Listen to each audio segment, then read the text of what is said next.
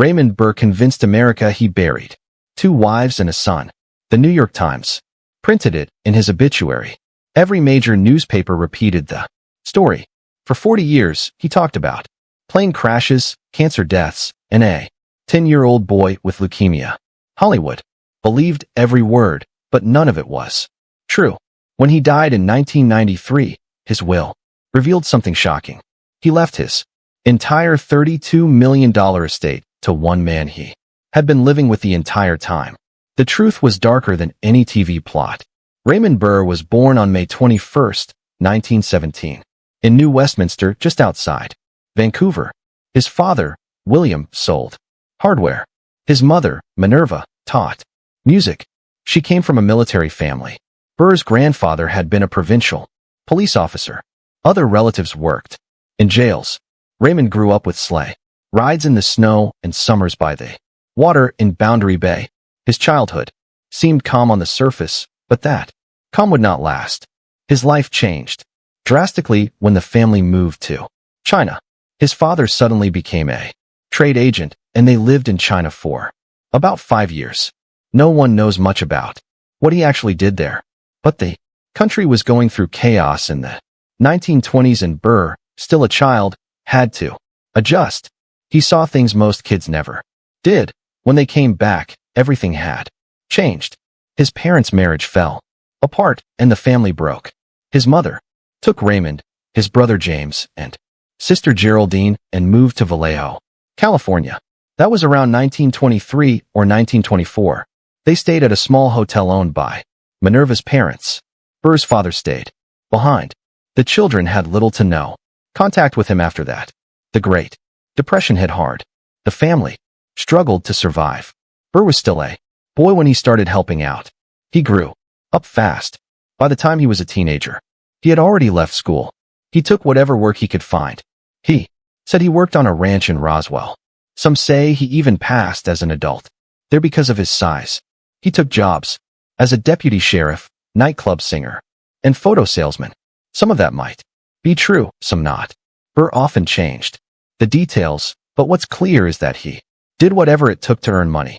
He also went to the San Rafael Military Academy, but didn't stay long. He faced bullying. His family couldn't afford the fees. Despite all this, he never let go of his dream of becoming an actor. He started acting on stage in Vancouver. When he was 12, he joined repertory companies in Canada, India, Australia, and England.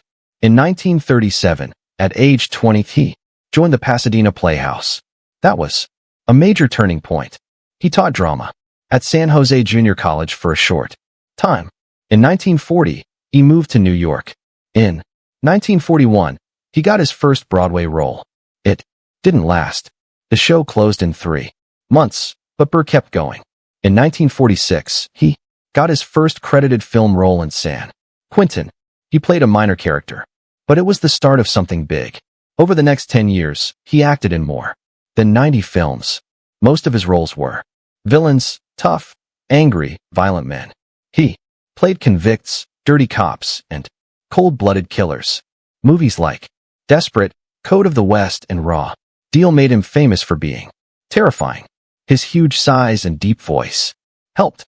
He had a way of making even the worst men feel real. By 1951, everyone in Hollywood knew he was the go-to villain.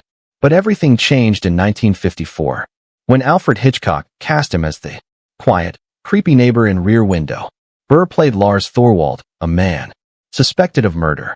James Stewart and Grace Kelly starred in the film, but Burr left a lasting impression. Hitchcock kept him in the shadows, often just a shape in the distance. That made him scarier. The film made over $27 million back then, which would be more than $300 million today. It was nominated for 4 Oscars. Burr's role became iconic. Then came something no one expected. In 1956, Burr became the face of America's version of Godzilla. The original Japanese film had been released in 1954. When it was adapted for U.S. audiences, they cut much of the Japanese footage and added scenes with Burr.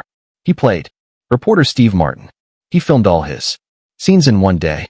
He acted next to extras who faced away from the camera so it looked like he was really there. The film earned $2 million in the US and made Godzilla a household name. Burr returned to the role in Godzilla 1985.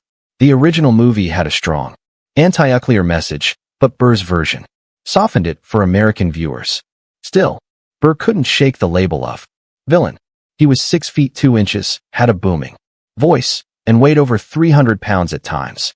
Directors cast him over and over as the bad guy. He even played self-parodies in comedy films. His skill at playing complex villains earned him praise, but it also trapped him. Raymond Burr almost didn't get the role that made him a star. When the Perry Mason series was being cast, the producers wanted Burr to play Hamilton Burger, the district attorney. That role was important, but not the lead. Burr didn't accept it. Quietly, he pushed hard to be considered for Perry Mason instead. The producers thought he was too heavy for the part. Burr didn't argue. He just started losing weight. In 1 month, he dropped 60 pounds. Then he came back to audition again. At the audition, the creator of Perry Mason, early Stanley Gardner, was in the room. As Burr read, Gardner stood up, pointed at the screen, and said, "That's Perry Mason." That moment changed Burr's life. If he hadn't fought for the role, television history would be different. William Hopper had also been considered for the role of Mason. After Burr got the part, Hopper was cast as Private Detective Paul Drake instead. Burr's decision to push for a second audition and the effort he made to change his appearance shaped the future of the show. Perry Mason premiered on CBS on September 21, 1957.